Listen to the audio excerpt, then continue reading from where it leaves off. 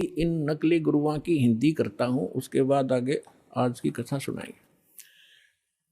अब परमात्मा क्या कहा करते, गरीबदास साहिब को भगवान मिले, सचखंड ले गए, फिर वापस छोड़ा। और परमात्मा ने पहले कहा था कि 12वां पंथ जब गरीबदास 12वें पंथ का जो संचालक होगा, प्रवर्तक, उसके माध्यम से मेरी वाणी पुनः प्रकट होगी, मेरा ज्ञान दूंगा। और बीच में जैसे 600 वर्ष पहले कबीर साहब जी ने धर्मदास जी को जो ज्ञान दिया था वो कबीर सागर में लिपिबद्ध हुआ। तो परमात्मा ने पता था कि बीच में काल के दूत इसमें कोई ना कोई गड़बड़ करेंगे। आप एक अनुराग सागर है, कबीर सागर का एक चैप्टर है। तो ये कबीर पंथी विशेषकर उस अनुराग सागर को ही घसीट रहे थे। और इस कबीर सागर के संशोधनकर्ता ने, युगलानंद बिहारी जी ने एक टिप्पणी कर रखी है इसमें कबीर सागर में, उसको संशोधित करते हुए कि मेरे पास अनुराग सागर की 45 कापियाँ हैं, कुछ हस्तलिखित कुछ प्रिंटेड। इनमें बहुत सी ऐसी हैं जो एक दूसरे से मेल नहीं कर रही। तो इसका क्या मतलब है कि जिसने जैसी भी उचित समझा, अब जिस भी संत ने, जो नकली संत थे काल के दूत, जिन्होंने वो समझ में वाणी नहीं आई वो काट दी, अपने अनुकूल जो वो बकवाद करा करता हुआ लिख दी और उसको आगे प्रिंट हो गया। तो उसको कंप्लीट करने के लिए, सुचारू करने के लिए परमात्मा ने कहा था कि संवत 1774 होई, ता दिन प्रेम प्रगट जगलोई, और उसके माध्यम से मेरी पुनः वाणी प्रगट होगी। तो वो गरीबदास जी ने वह कसर, परमात्मा ने गरीबदास जी को सच ऊपर ले गए, फिर वापस छोड़ा, उसमें वो फीड कर दिया। जैसे एक मोबाइल से दूसरे मोबाइल में पूरी की पूरी फिल्म फीड फैक्स हो जाती है और उसमें भी रह जाती है। तो परमात्मा ने ऐसे वो ज्ञान गरीबदास जी में दिया। तो गरीबदास जी ने फिर इन नकली संतों के बारे में क्या बताया है, कंठी माला सुमरनी ये सभी सिलसिला मेटे, कन फूका गुरुआ मिले है जो जम मारी फेटे। कंठी माला सुमरनी भाई पैरे से क्या हो, ऊपर ढूंढा साध का और अंदर रखा खो। कहते हैं ये ऊपर कंठी पैर ली, माला बना ली, एक मणिये की माला कंठी पहनते हैं कबीरपंथी नकली। एक तुलसी की लकड़ी का एक मनिया बना कर एक जनेऊ से बांध देते हैं। और यहाँ भी वो भगत आते हैं, उनको हम कहते हैं कि ये कंठी माला नहीं चलेगी, इसने उतार दो। तो वो दृढ़ हो जाते हैं, इसने नहीं उतारें, ये तो हमारा जन्म सिद्ध अधिकार है। अब परमात्मा क्या कह रहे हैं, कंठी माला सुमरणी ये सभी सिलसिला मेटे, इसने जब छोड़ छाड़ दो, इन तो पार हो गए। अंदर भक्ति सही करो, सत भक्ति करो, सत साधना से मोक्ष होगा। इन कंठी और माला ऊपर के दिखावे से, चाहे कपड़े लाल पहन लो और चाहे पैंट कमीज पहन लो, भगत वाले लक्षण और भक्ति सही होगी तो आपका मोक्ष होगा। एक विशेष आडंबर से भगवान नहीं मिलेगा।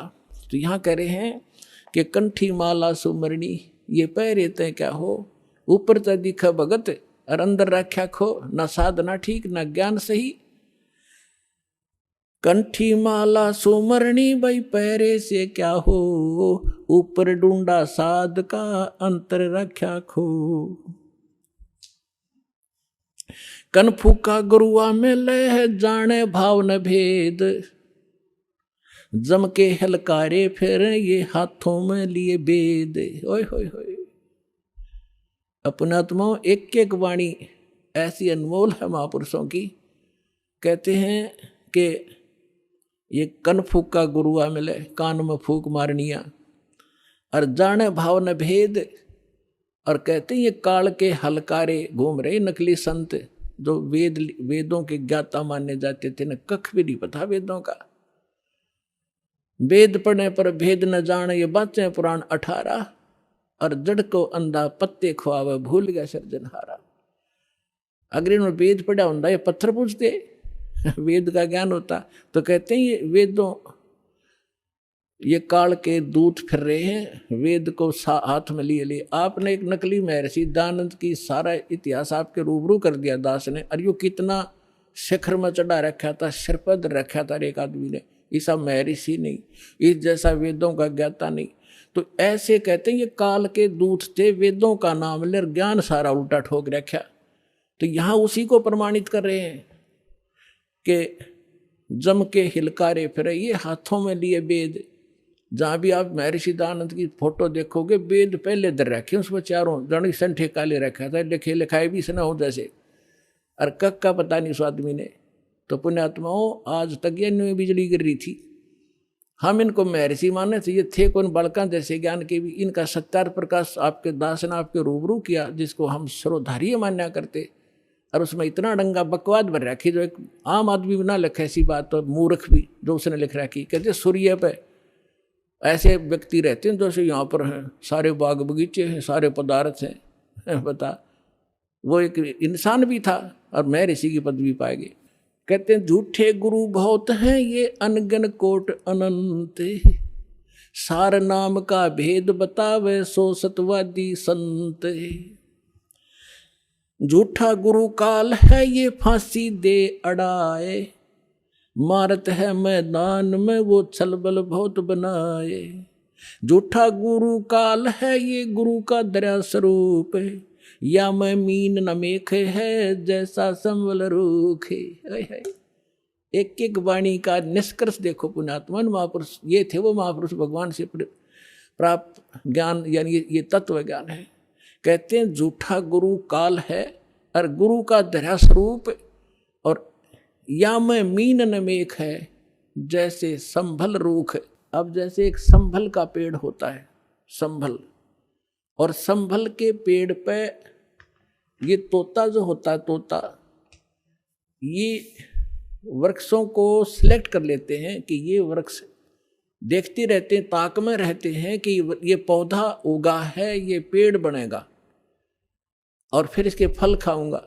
तो उस जो ये संभल का पेड़ जब उगता है, बहुत सुंदर पत्ते होते हैं, बड़ा हरा भरा होता है, और बड़ा हो जाता तो इतने बढ़िया फल लगते हैं इसके डोडे, और ऐसा लगता है जैसे बहुत ही स्वादिष्ट पदार्थ होगा, लेकिन उसमें होती है रुई।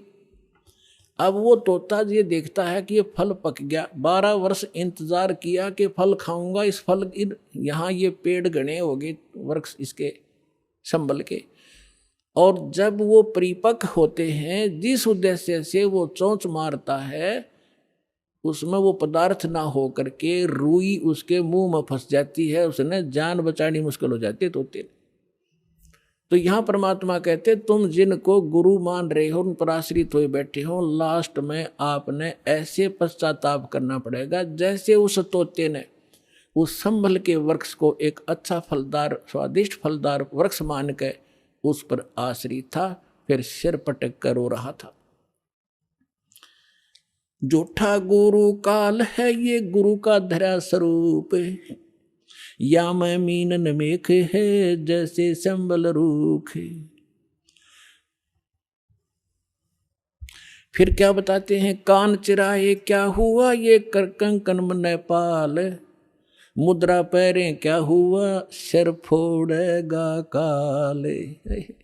कहते हैं कान चिरानते, कान में मुद्रा पहनते, और 36 आडंबर करने से परमात्मा नहीं मिलेगा, और यम के दूत लठ मारेंगे तुम्हें तुम्हारे गिर के।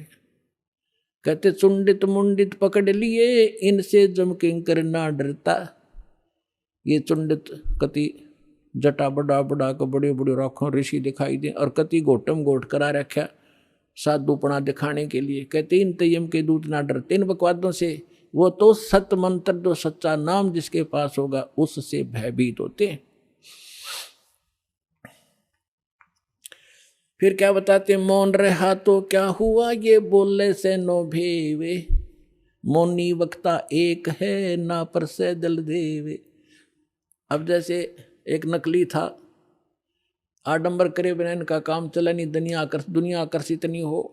एक ने कहा कि मौन धारण कर रखा उसने, एक कबीरपंथी घिसापंथी संत था, और दास को पहले नाम देने का आदेश नहीं था जब तक 1988 से 1994 तक। तो दास इनको संत मान के इनसे परमात्मा ने इनकी तलाशी दिवानी थी मेरे थे।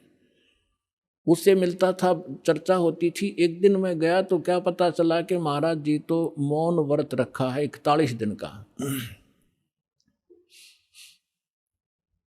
मैं चलो भी ठीक है। मैं बैठ गया तो वो निकला गुफा से बाहर।